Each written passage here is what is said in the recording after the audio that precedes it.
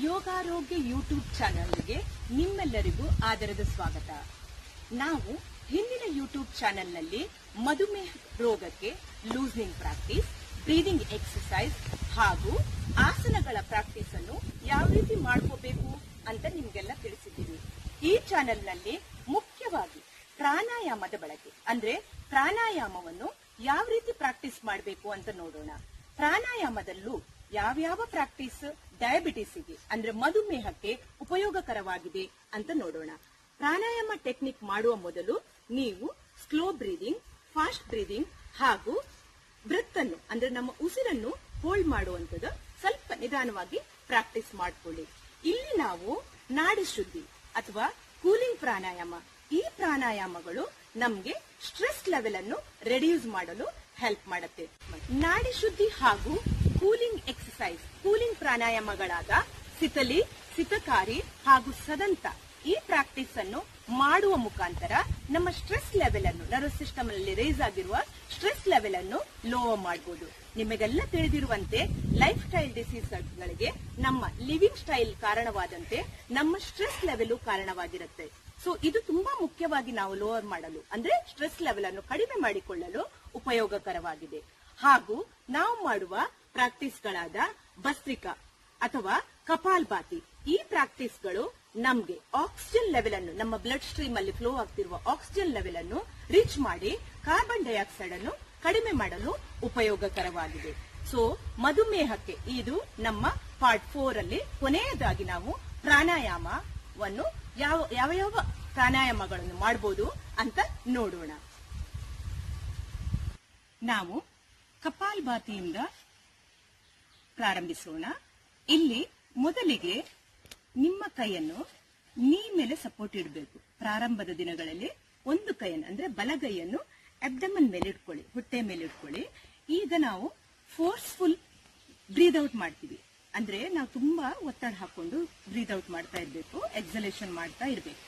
Okay, so ನಾವು ಪ್ರಾರಂಭಿಸೋಣ. ಹೊಟ್ಟೆ ಮೇಲೆ ಕೈಯನ್ನು ಇಟ್ಕೊಳ್ಳಿ, ದೀರ್ಘವಾದ ಉಸಿರು ತಗೊಳ್ಳಿ. ಈಗ ಫೋರ್ಸ್ಫುಲ್ ಆಗಿ ಎಕ್ಸಲೇಷನ್ ಮಾಡ್ತೀನಿ ನೋಡಿ.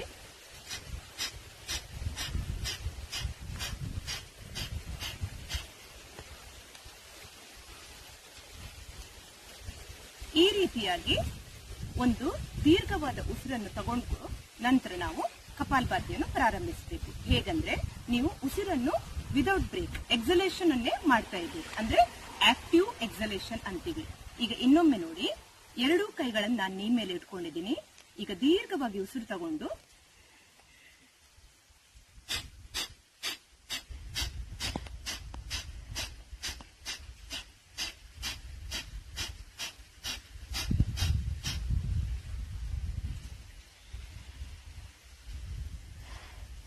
ಕಂಟಿನ್ಯೂಸ್ ಎಕ್ಸಲೇಷನ್ ಮಾಡಿ ಕೊನೆಯಲ್ಲಿ ಇನ್ನೊಮ್ಮೆ ದೀರ್ಘವಾಗಿ ತೆಗೆದುಕೊಂಡು ನಂತರ ನಾರ್ಮಲ್ ಆಗಿ ಉಸಿರನ್ನು ಮಾಡಬೇಕು. ಇದನ್ನು ನಾವು ಕಂಟಿನ್ಯೂಸ್ ಎಕ್ಸಲೇಷನ್, ಫೋರ್ಸ್ಫುಲ್ ಎಕ್ಸಲೇಷನ್ ಅನ್ನು 10 ರಿಂದ 20 ಸಲ ನಾವು ಮಾಡ್ಕೋಬೇಕು. ಎರಡನೇದಾಗಿ ಡಯಾಬಿಟಿಸ್ಗೆ ಅಂದ್ರೆ ಮಧುಮೇಹಕ್ಕೆ ನಾಡಿ ಶುದ್ಧಿ. ನಾಡಿ ಶುದ್ಧಿ ಮಾಡುವ ರೀತಿಯನ್ನು ನೋಡೋಣ. ಮೊದಲಿಗೆ ನಿಮ್ಗೆ ಸ್ವಲ್ಪ ಮುದ್ರಗಳ ಬಗ್ಗೆ ನಾಲೆಜ್ ಬೇಕಾಗತ್ತೆ. ಇಲ್ಲಿ ನಾವು ನಾಸಿಕ ಮುದ್ರಗಳನ್ನು ತಗೊಳ್ತೀವಿ. ನಾಸಿಕ ಮುದ್ರ ಯಾವ ರೀತಿ ತಗೋತೀವಿ ನೋಡಿ. ಮೊದಲ ದಿನದಲ್ಲಿ ನೀವು ಕಂಫರ್ಟೇಬಲ್ ಆಗಿ ಥಂಬ್ ಫಿಂಗರ್ ಹಾಗೂ ಉಳಿದ ಫಿಂಗರ್ ಗಳಿಂದ ಕ್ಲೋಸ್ ಮಾಡುವ ಟೆಕ್ನಿಕ್ ಅಂದ್ಕೊಳ್ಳಿ. ನಂತರ ನಾಸಿಕ ಮುದ್ರಾ ಅಂದ್ರೆ ಇಲ್ಲಿ ಇಂಡೆಕ್ಸ್ ಫಿಂಗರ್ ಹಾಗೂ ಮಿಡಲ್ ಫಿಂಗರ್ ಅನ್ನು ನಾವು ಫೋಲ್ಡ್ ಮಾಡ್ಕೋತೀವಿ. ಅಂದ್ರೆ ಥಂಬ್ ಫಿಂಗರ್ ಅನ್ನು ನಾವು ಬಲಬದಿಗೆ ಹಾಗೂ ಉಳಿದೆರಡು ಫಿಂಗರ್ ಗಳನ್ನು ಸಪೋರ್ಟ್ ನಿಂದ ಎಡಬದಿಯನ್ನು ಕ್ಲೋಸ್ ಮಾಡ್ತೀವಿ. ನೋಡ್ಕೊಳ್ಳಿ, ಥಂಬ್ ಫಿಂಗರ್ ಇವಾಗ ಸ್ಟ್ರೈಟ್ ಇದೆ, ರಿಂಗ್ ಫಿಂಗರ್ ಹಾಗೂ ಸ್ಮಾಲ್ ಫಿಂಗರ್ ಇಂದ ನಾವು ಎಡಬದಿಯನ್ನು ಈ ರೀತಿಯಾಗಿ ನಾವು ಮೂವ್ಮೆಂಟ್ ಮಾಡ್ತೀವಿ. ಅಂದ್ರೆ ಈಗ ಮೊದಲಿಗೆ ನಾವು ಬಲಭಾಗವನ್ನು ಥಂಬ್ ಫಿಂಗರ್ ಇಂದ ಕ್ಲೋಸ್ ಮಾಡ್ಕೊಂಡಿದ್ದೀವಿ ನೋಡಿ. ಎಡಭಾಗದಲ್ಲಿ ಉಸಿರನ್ನು ತಗೊಳ್ಬೇಕು. ಎಡಭಾಗದಲ್ಲಿ ದೀರ್ಘವಾದ ಉಸಿರನ್ನು ತಗೊಂಡಿದ್ವಿ. ಹಾಗೆ ಎಡಭಾಗವನ್ನು ನಿಧಾನವಾಗಿ ಕ್ಲೋಸ್ ಮಾಡಿಕೊಂಡು ಬಲಭಾಗದಿಂದ ಉಸಿರನ್ನು ಬಿಡ್ತಾ ಇದ್ದೀನಿ.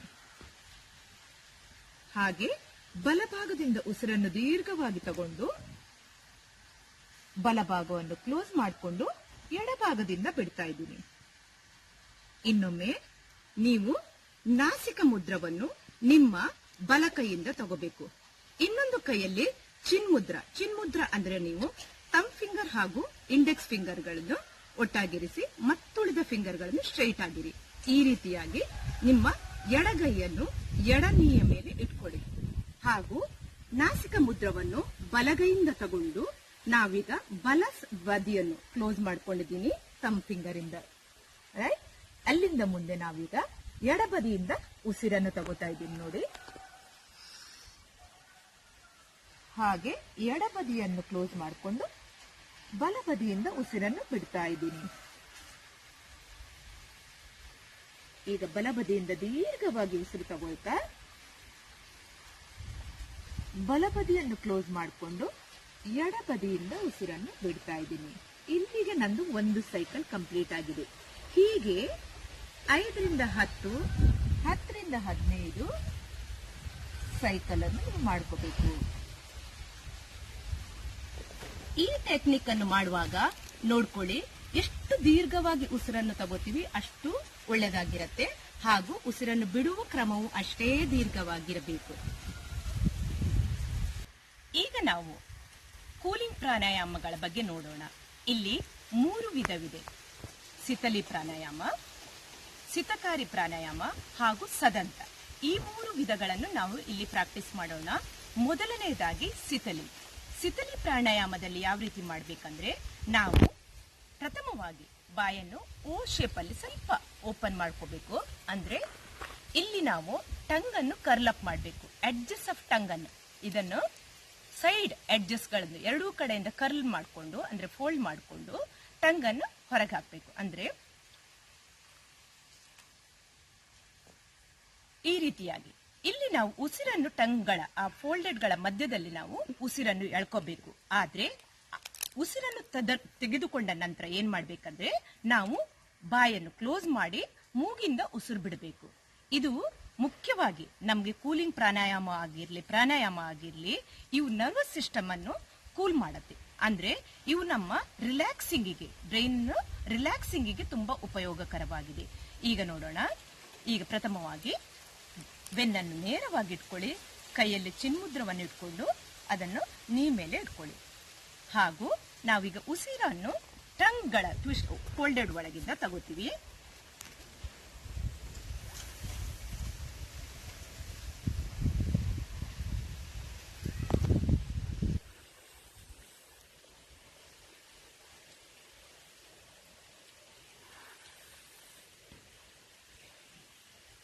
ಈಗ ನೋಡಿದ್ದೀರಾ, 3 ಸಲ ನಾನು ಪ್ರಾಕ್ಟೀಸ್ ಮಾಡಿದ್ದೀನಿ. ಹೀಗೆ 7 ರಿಂದ 8 ಸಲ ನೀವು ಸಿತಲಿ ಪ್ರಾಣಾಯಾಮ ಮಾಡ್ಕೊಳ್ಳಿ. ನಂತರವಾಗಿ ನಾವು ಸಿತಕಾರಿ ಪ್ರಾಣಾಯಾಮವನ್ನು ಯಾವ ರೀತಿ ಮಾಡ್ತೀವಿ ನೋಡಿ. ಈಗ ನಾವು ಒಳಮುಖ ಟಂಗನ್ನು ಮೇಲ್ಬದಿಗೆ ಫೋಲ್ಡ್ ಮಾಡಿಕೊಂಡು ಅಪ್ಪದ ಮೇಲ್ಬದಿಯಲ್ಲಿ ಫೋಲ್ಡ್ ಅನ್ನು ಇಟ್ಕೋಬೇಕು. ಅಂದ್ರೆ ಪ್ರಥಮವಾಗಿ ಟಂಗನ್ನು ಹೊರಗೆ, ನಿಮ್ಮ ನಾಲಿಗೆಯನ್ನು ಹೊರಗೆ ಚಾಚಿಕೊಳ್ಳಿ. ನಂತರ ಅದನ್ನು ಮೇಲ್ಭಾಗಕ್ಕೆ ಸುರುಳಿ ಮಾಡಿಕೊಳ್ಳಿ. ಈ ರೀತಿ ಮಾಡಿದಾಗ ಎರಡೂ ಕಡೆಯಿಂದ ಕ್ರಿಯೇಟ್ ಆಗಿರುವ ಸರ್ಕಲ್ ಒಳಗೆ, ಅಂದ್ರೆ ಈ ಫೋಲ್ಡೆಡ್ ಗಳ ಸೈಡ್ ಎಡ್ಜ್ ಅಲ್ಲಿ ನಾವು ಉಸಿರನ್ನು ತಗೊಳ್ತೀವಿ.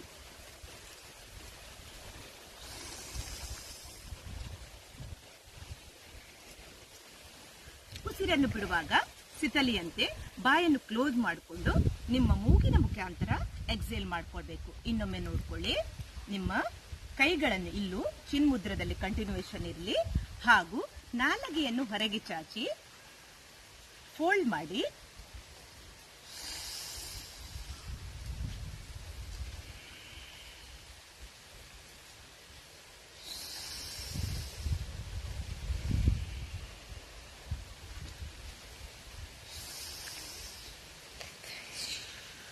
ಈ ರೀತಿಯಾಗಿ ಸಿತಕಾರಿ ಪ್ರಾಕ್ಟೀಸ್ ಅನ್ನು ಕೂಲಿಂಗ್ ಪ್ರಾಣಾಯಾಮವನ್ನು ಮಾಡಿಕೊಳ್ಳಿ.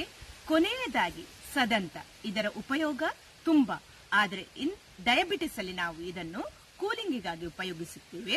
ಸದಂತ ಅಂದ್ರೆ ದಂತಗಳ ನಡುವೆ, ನಿಮ್ಮ ಹಲ್ಲುಗಳ ದಂತ ಪಂಕ್ತಿಯ ನಡುವೆ ನಾವು ಉಸಿರನ್ನು ತಗೋತೀವಿ. ಹಾಗೂ ಸೇಮ್ ಬೇರೆ 2 ಟೆಕ್ನಿಕ್ನ ಹಾಗೆ ಉಸಿರನ್ನು ಬಿಡುವಾಗ ಬಾಯಿಯನ್ನು ಕ್ಲೋಸ್ ಮಾಡಿಕೊಂಡು ಮೂಗಿನ ಮುಖಾಂತರ ಉಸಿರನ್ನು ಬಿಡಿ. ನೋಡಿ, ಇವಾಗ ಎರಡು ಹಲ್ಲುಗಳನ್ನು, ಎರಡೂ ದಂತಪಂಕ್ತಿಗಳಿಂದ ಕಚ್ಚಿ ಹಿಡಿದುಕೊಳ್ಳಿ. ಹಲ್ಲುಗಳ ಮಧ್ಯೆ ನೀವು ಉಸಿರನ್ನು ತೆಗಬೇಕು.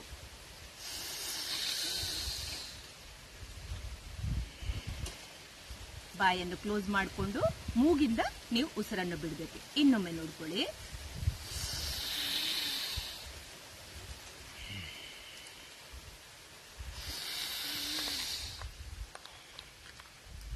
ಈ ರೀತಿಯಾಗಿ ಕೂಲಿಂಗ್ ಪ್ರಾಣಾಯಾಮದ 3 ವಿಧವನ್ನು ನೀವು 7 ರಿಂದ 8 ಸಲ ಮಾಡ್ಕೊಳ್ಳಿ. ಇದು ತುಂಬಾ ಉಪಯೋಗಕರವಾಗಿದೆ. ನಮ್ಮ ನರ್ವಸ್ ಸಿಸ್ಟಮ್ ಅನ್ನು ಕೂಲಿಂಗ್ ಮಾಡಲು, ಅಂದ್ರೆ ಯಾವುದೇ ಅಗ್ರೆಸಿವ್ನೆಸ್, ನೆಗೆಟಿವ್ನೆಸ್ ಯಾವುದು ಬಂದ್ರೂ ನಾವು ಹೇಳಿದಾಗೆ ಡಯಾಬಿಟಿಸ್ಗೆ ಎಫೆಕ್ಟ್ ಆಗುತ್ತೆ. ಸೊ ನಾವು ಈ ರೀತಿಯ 3 ಕೂಲಿಂಗ್ ಪ್ರಾಣಾಯಾಮವನ್ನು ಕಪಾಲಭಾತಿ ಹಾಗೂ ಅನುಲೋಮ ವಿಲೋಮ ಅಥವಾ ನೀವು ನಾಡಿ ಶುದ್ಧಿ ಮಾಡಿಕೊಂಡು ಕೂಲಿಂಗ್ ಪ್ರಾಣಾಯಾಮವನ್ನು ಮಾಡ್ಕೋಬೇಕು. ಕೊನೆಯದಾಗಿ ಇಲ್ಲಿ ನಾವು ಭಸ್ತ್ರಿಕಾ ಪ್ರಾಣಾಯಾಮದ ಬಗ್ಗೆ ನೋಡೋಣ. ಭಸ್ತ್ರಿಕಾ ಪ್ರಾಣಾಯಾಮ ಇಲ್ಲಿ ನಾವು ಎಕ್ಸಲೇಷನ್ ಮತ್ತು ಇನಲೇಷನ್, ಉಸಿರನ್ನು ಬಿಡುವುದು ಹಾಗೂ ಉಸಿರನ್ನು ತೆಗೆದುಕೊಳ್ಳುವುದನ್ನು ಎರಡನ್ನು ಫೋರ್ಸ್ಫುಲ್ ಆಗಿ ಮಾಡ್ತೀವಿ. ಕಪಾಲಭಾತಿಯಲ್ಲಿ ಕಂಟಿನ್ಯೂಸ್ ಆಕ್ಟಿವ್ ಎಕ್ಸಲೇಷನ್ ಇದ್ರೆ, ಭಸ್ತ್ರಿಕಾದಲ್ಲಿ ಇನಲೇಷನ್ ಹಾಗೂ ಎಕ್ಸಲೇಷನ್ ಎರಡನ್ನು ನಾವು ಮಾಡ್ಕೋತೀವಿ. ಇಲ್ಲಿ ನೋಡಿ, ಇದರಲ್ಲಿ 3 ವಿಧವಿದೆ. ನಾವು ಡಯಾಬಿಟಿಸ್ಗೆ ಪ್ರಥಮ ವಿಧವನ್ನು ನೋಡ್ಕೊಳ್ಳೋಣ. ಇಲ್ಲಿ ಕೈಗಳ ಫಿಂಗರ್ಗಳನ್ನು, ಎಲ್ಲಾ ಬೆರಳುಗಳನ್ನು ನೇರವಾಗಿಟ್ಕೊಳ್ಳಿ. ಇದನ್ನು ನಾವು ಹೇಗೆ ಉಸಿರನ್ನು ತಗೊಳ್ತೀವಿ ಅಂದ್ರೆ, ಇನಲೇಷನ್ ಮಾಡುವಾಗ ನೀವು ಮೇಲೆ ಎತ್ಕೊಂಡು, ಎಕ್ಸಲೇಷನ್ ಮಾಡುವಾಗ ನೀವು ಫೋರ್ಸ್ಫುಲ್ ಆಗಿ ಕೆಳಗೆ ಎಳ್ಕೊಳ್ಳಿ. ಅಂದ್ರೆ ಇನಲೇಷನ್ ಎಕ್ಸಲೇಷನ್ ಮಾಡುವಾಗ ಈ ಮೂವ್ಮೆಂಟ್ ಅನ್ನು ಇಟ್ಕೊಳ್ಳಿ.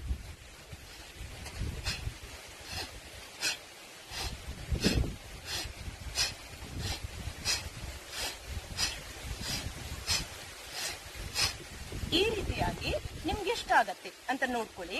ಇನ್ಹಲೇಷನ್, ಎಕ್ಸಲೇಷನ್, ಉಸಿರನ್ನು ತಗೊಳ್ತಾ ಉಸಿರನ್ನು ನಾವು ಬಿಡುವಾಗ ಕೈಗಳನ್ನು, ಫಿಂಗರ್ಗಳನ್ನು ಮರ್ಚ್ಕೊಳ್ತಾ ಕೆಳಗೆ ಬನ್ನಿ.